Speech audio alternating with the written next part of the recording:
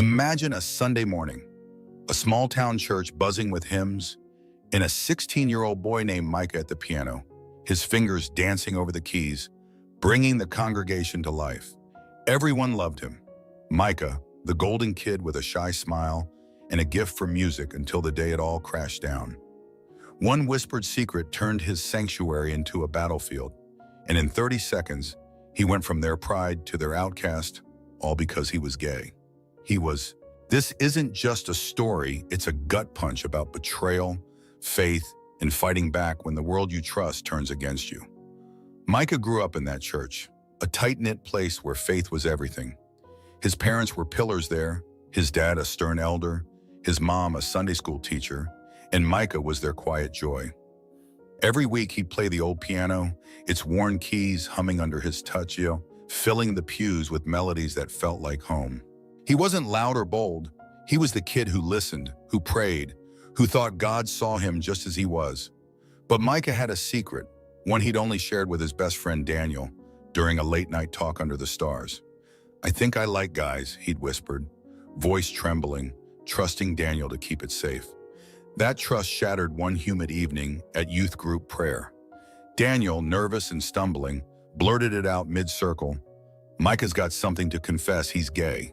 The room froze. Eyes turned sharp and whispers hissed like sparks. By Sunday, the news had spread, a wildfire no one could douse. The pastor, a towering man with a voice like thunder, called Micah to the front during service. "We don't abide sin here," he boomed, Bible raised, as Micah stood there, face burning, legs shaking.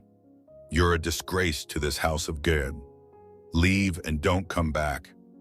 The congregation stared, some nodded, some looked away, but no one spoke up. His mom wept silently. His dad's face hardened to stone. Micah's world imploded.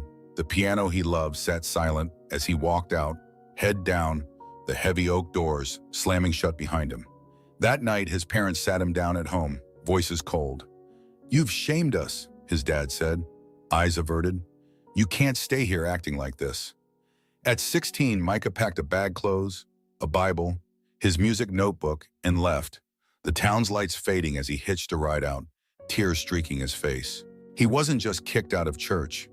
He lost his family, his roots, everything he'd known, all for being himself. This could have broken him, and for a while it nearly did. But Micah's story doesn't end in that exile. It's just the start of a journey that'll flip the script on everyone who cast him out. If this hits you hard, smash that like button to let me know. Share it with someone who's felt this kind of sting your click could lift them up. And if you're new, subscribe to Heart Stories, hit the bell, we're diving into Micah's fight next, and you won't want to miss how he turns pain into power. Micah stepped off that hitched ride into a city that swallowed him whole, a 16-year-old with a duffel bag and a heart full of cracks. He'd left behind the only world he knew, a small town where church bells rang every Sunday, where his piano notes once lifted the congregation's prayers. Now he was a stranger in a concrete jungle, sleeping on a creaky cot in a cheap motel, the hum of traffic his new lullaby. He'd lost everything, his family, his faith, his home, all because of who he was. The first weeks were a blur of survival. He took odd jobs, washing dishes in a greasy diner, sweeping floors at a warehouse, his hands raw and his back aching. Every penny went to rent and ramen, but the real hunger gnawed deeper, a longing for belonging that wouldn't quit. Micah carried his Bible, its pages worn from years of reading, but he couldn't open it.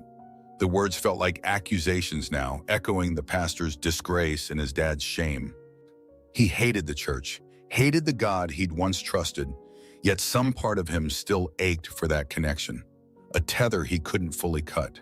He tried finding it elsewhere, visiting city churches with open hearts and stained glass promises. But word of his past clung like damp rot.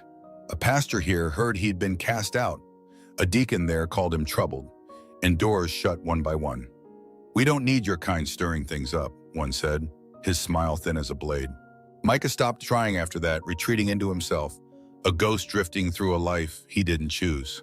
The city wasn't kind. He faced taunts on the street.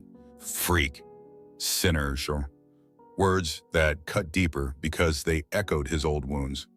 At a temp job in a church basement, sorting donated clothes, a coworker smirked. Heard you got kicked out for being you-know-what. Should have known better than to come here. Micah bit his tongue, folded another shirt. But inside, he burned anger at them, at himself, at a faith that seemed to hate him back. Nights were the worst. He'd lie awake in his tiny room, the walls thin enough to hear neighbors fighting, and wonder if he'd ever climb out of this hole. One winter evening, after a long shift, he found an old upright piano in a thrift shop window, its keys yellowed and chipped. He scraped together cash, hauled it to his place, and sat there, staring. His fingers hovered, then pressed a shaky chord broke the silence, and tears fell fast. He played an old hymn, Amazing Grace, the notes jagged with grief, and sobbed, I've got nothing left. Why'd you let them take it all? It wasn't a prayer, not really, just a cry into the void, a boy wrestling with a God he wasn't sure he believed in anymore. That moment cracked him open. He could have drowned in bitterness, let it swallow him like so many others.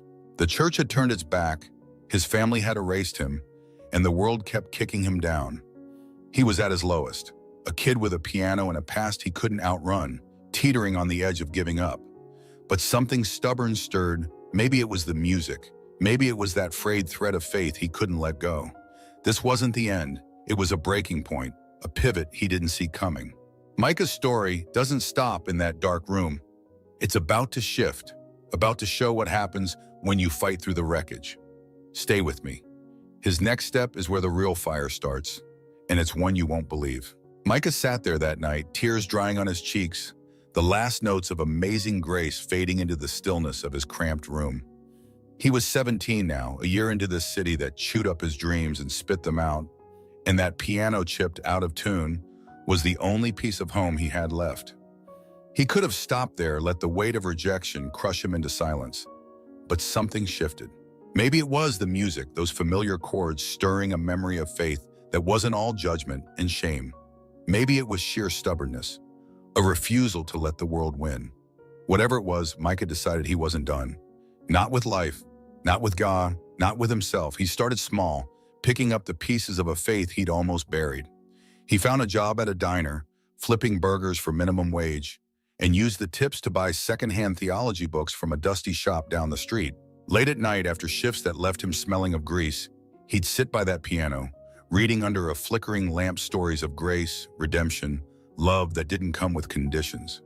The words sank in slow like rain on cracked earth, and he began to see a different God, one who didn't cast him out but called him closer. One Sunday on a whim, he walked into a little church he'd passed a dozen times, a modest brick building with a rainbow flag fluttering out front. The sign read, "Mom, all are welcome," and Micah, skeptical but desperate, stepped inside.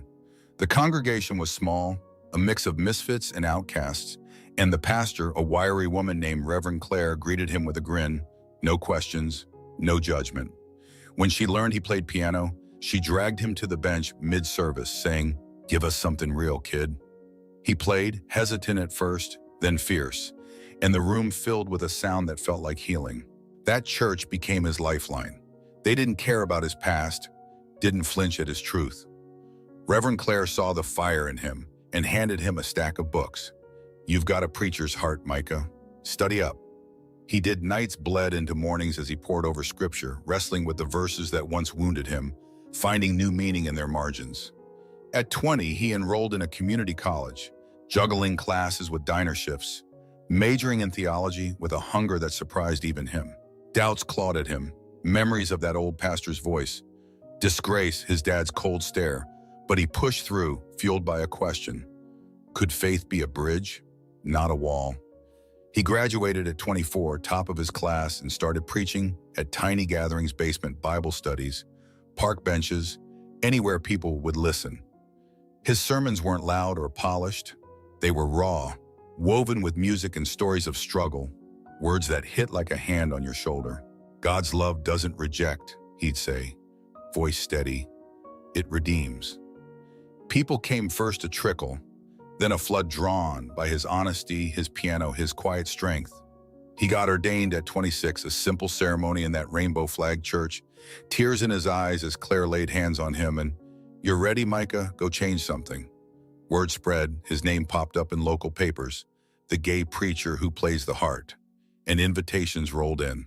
He took a gig at a struggling church an hour away, turning it around with Sunday services that packed the pews, folks driving miles to hear him. Micah wasn't chasing fame, he was chasing purpose, proving that the boy they'd thrown out could build something better. Every note he played, every word he spoke, was a brick laid over the ruins of his past. He wasn't just surviving anymore, he was rising, turning pain into a calling that echoed far beyond that little room. But the real test was coming, a collision with the place that broke him, and it'd demand every ounce of what he'd built. Stick around. Micah's story is about to hit a curve you won't see coming, and it's one that'll shake you to your core. Micah was 28 when the call came, a quavering voice piercing the stillness of his modest office, pulling him back to a past he'd tried to outrun. The pastor who'd once stood at that pulpit and branded him a disgrace had died, leaving the church, the same one that rang with his shame and disarray, its flock scattered and desperate. "We need a pastor," the caller said, a reluctant plea from his old town. "You've turned places around. Will you come?" Micah's fingers lingered on his piano keys, the smooth wood a lifeline, and his mind flashed to that day, the congregation's stairs, the pastor's booming leave, the oak doors slamming shut as he stumbled out at 16. Every fiber screamed to hang up, to let them rot in their judgment. But a quiet voice inside urged him forward, not for revenge, not for pride, but for something he couldn't name yet. "I'll come," he said, voice steady, stepping into a storm he wasn't sure he'd survive. The drive back felt endless, each mile a knot tightening in his gut, until he stood before that familiar sanctuary, its steeple piercing the gray sky, its stained glass casting shadows of a faith that once cut him deep. Inside, the air was heavy. The pews creaked under the same families, now older, their faces lined with diamond suspicion. His parents sat front row, his dad, still an elder, shoulders rigid, eyes cold. His mom hunched, tracing hymnal pages with trembling fingers, avoiding his gaze. Whispers slithered as Micah climbed the pulpit. "That's him, the one we kicked out," a gray-haired woman hissed, her lips tight, while a younger man muttered, "He's got nerve showing up." Others stared, caught between disdain and a flicker of awe at the man he'd become. Micah gripped the podium, heart thudding like a drum, and began, "God's love doesn't cast out, it lifts us all." His voice cutting through the tension, firm yet laced with a tremble only he felt. Some leaned forward, eyes softening. Others crossed arms, jaws set, a silent war brewing in the pews. Halfway through, the doors creaked open, a sharp sound that halted his words. A boy shuffled in, 12 years old, skinny and wide-eyed, his sneakers scuffing the floor. Behind him, Micah's dad stormed forward, dragging the child by the arm, his face red with fury. "This is Jonah," he bellowed, voice echoing off the rafters. "My youngest son. He told us last week he's like you were, Micah Gay. You're a pastor now. Fix him. Make him right for us." The room exploded in gasps. Heads whipped around, hymnals dropped. Micah's chest seized and the twist hitting like a sledgehammer. His own father, the man who'd led the charge to banish him, had buried this secret. A second son carrying the same sin they'd condemned. Jonah's eyes, brimming with tears, locked onto Micah's, a silent plea cutting through the chaos. The congregation buzzed, an elder growled, "Set the boy straight, that's your job," while a woman in the third row clutched her cross, whispering, "Lord, help us." Micah's mind reeled, 17 years roared back. The pastor's disgrace ringing in his ears. His dad's, "You've shamed us," a knife in his gut. The cold night he'd fled with nothing. Anger surged, a wildfire he could have unleashed, but he held it, stepping off the pulpit to face his father, inches apart, seeing the desperation behind the bluster. "You don't get to do this again," he said, voice low, steel hard. "Not to me, not to Jonah." His dad's eyes flashed. "He's my son. You owe us this. You've got the power now." Micah's voice rose. "You lost that claim when you threw me out. I owed you nothing then, and I owe you less now." He turned to the congregation, hands raised. "I was 16 when you stood here and judged me. You called me a disgrace, drove me from my home, my family, because I love differently. You broke me, and now you bring my brother up here, asking me to break him too. I won't. Love isn't a sin to fix, it's the heart of everything we claim to believe. The church erupted, two elders shot up. This is heresy, one shouted, slamming a fist on the pew, his face purple, while another barked, you're defiling this house. A woman in the back sobbed, tears streaking her cheeks, clutching her daughter's hand. An old man in a corner stared, mouth agape, hymnals trembling in his lap. Jonah whimpered, shrinking into himself. Micah knelt, pulling him close. You're enough, Jonah, just as you are. They don't get to change that. His dad stood frozen, fury warring with fracture. Then his voice cracked. I can't lose him too, Micah. I lost you, and it's haunted me every day since. He sank to his knees, hands gripping the pew, sobs tearing out. I was wrong. I was so wrong to drive you away. I can't let it happen again. The room fell silent, a pillar of the church crumbling before them, tears pooling on the hardwood. Micah didn't turn away. He reached down, lifting his father up, grip firm but gentle. We fixed this together, Dad, but not by breaking anyone. The congregation watched, stunned, a mercy they hadn't seen coming, a crack in their world they couldn't unsee. This wasn't the end, it was a spark, a reckoning that had burned brighter than Micah ever planned. Stay with me. His final stand is coming, and it's a victory that'll hit you hard. Micah stood in that fractured sanctuary, his father's tears still wet on the floor, Jonah clinging to his side. The air was thick with shock, but something had shifted, a crack in the wall of judgment that had stood for decades. He didn't walk away. He stayed, preaching week after week, his voice a steady flame against the cold. Love is God's command, not man's to rewrite, he'd say, piano notes weaving through his words, and slowly, hearts softened. The elders who'd shouted heresy began to listen. Families who'd shunned him brought their kids back. Micah didn't demand change, he lived it, opening the church to the poor, the outcast, anyone who'd felt that sting of rejection. Months turned to years, and the church shed its old skin. They tore up the rules that banned LGBTQ+ souls, hung a welcome sign that meant it, and became a refuge where Micah once found only scorn. He sat down with his dad one quiet evening. The man now frail, his pride worn thin. I was scared, his father admitted, voice a whisper, scared of losing you. Then Jonah, to something I didn't understand. Micah nodded. Fear built that wall, Dad. Love tore it down. They hugged, a shaky bridge rebuilt, not perfect but real. Jonah thrived drawing birds, playing beside Micah at services, free to be himself. By 32, Micah had turned a place of pain into a beacon. People drove hours to hear him, to feel that rare grace he carried. He didn't just save a church, he saved a family, a community, proving that forgiveness isn't weakness, it's a force that remakes the world. From a boy outed and exiled at 16, he became their pastor, not to punish, but to heal. His legacy wasn't in the pews he filled, but in the lives he mended, starting with his own. This is Micah's truth. The deepest scars can birth the greatest change, and mercy can move mountains, even faith forgot.